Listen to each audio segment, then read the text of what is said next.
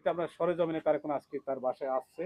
আসলে তারা কি ধরনের মানে তাদের এই অনুদান দিয়েছে বা অবদান তাদের এই পথের দিশারি ফাউন্ডেশনের পক্ষ থেকে আমরা দেখতে পাচ্ছি যারা উপদেষ্টা এবং সম্মানিত সভাপতি এবং তাদের বিভিন্ন সদস্যবৃন্দ এখানে ছিল আর কি। আমাদের প্রথম পরিকল্পনা ছিল আমরা হচ্ছে তাকে একটা হুইল চেয়ার দেবো, কিন্তু দেখলাম যে তার হুইল চেয়ারের থেকে আসলে তার যে বাসস্থান সেটা খুবই মনে করেন মানে অনুপযোগী ছিল। পরে আমরা পিছনে আপনারা দেখতে পাচ্ছেন ওনার আমরা রঙিন টিন দিয়ে তার টিন পরিবর্তন করে দিচ্ছি এবং সাইডের যে বেড়াগুলো ছিল এগুলো যথেষ্ট মেরামত করে অ্যাটাচড বাথরুম আমরা করে দিচ্ছি, জানি সে মহিলা মানুষ তার জানি বাইরে না আসতে হয়।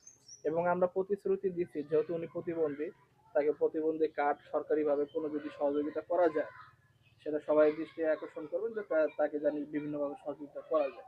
পাশাপাশি আমাদের ফাউন্ডেশন থেকে ওনার প্রতি আমাদের একটা দৃষ্টি সবসময় থাকবে, সেই অংশ হিসাবে আমরা এই যে শীতের কম্বল বিতরণ করতেছি, সেই জন্য আমরা আবার তার সাথে দেখা করতে আসছি। জি জি দেখা করতে আমি আসছি। এখন একটু আমাদের সম্মানিত উপদেষ্টা ভাইয়ের সাথে কথা বলতে চাচ্ছি।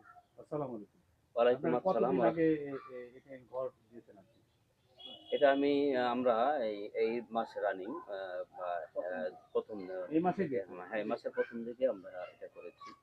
তো আসলে আহ, কারো একার পক্ষে সংগঠন বা সামনে এগিয়ে নিয়ে যাওয়া সম্ভব হয় না। এজন্য স্মরণ করি প্রবাসী ভাই যারা আছেন তাদের প্রতি আমাদের ভালোবাসা আছে অনেক। তারা যদি আমাদের পাশে না থাকতো তাহলে আমরা এই দুস্থ অসহায় মানুষের পাশে এভাবে দাঁড়াতে পারতাম না।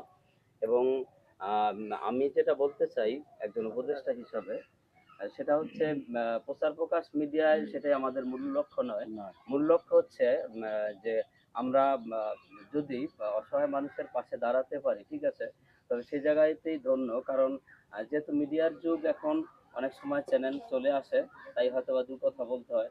এখানে আমরা তখনই মানে ধন্য হব যখন এই মিডিয়ায় প্রচার প্রকাশ দেখে এলাকাবাসীও যেন যারা সম্পৃক্ত। অর্থবিত্ত আছে তারা যেন অসহায় দুস্থ মানুষের পাশে দাঁড়াতে পারে, এবং সকলের সহযোগিতা কামনা করি।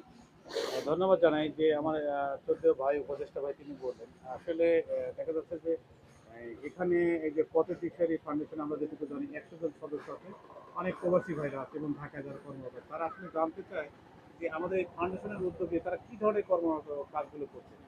যদি ভিডিওগুলো তারা দেখে তাহলে এই ধরনের কাজে তারা আরো আরো সাহায্য সহযোগিতা সম্পৃক্ত হবে, তাই তো? সবারই দেওয়ার দরকার। আমি একটু এই আন্টির সাথে আসসালামু আলাইকুম।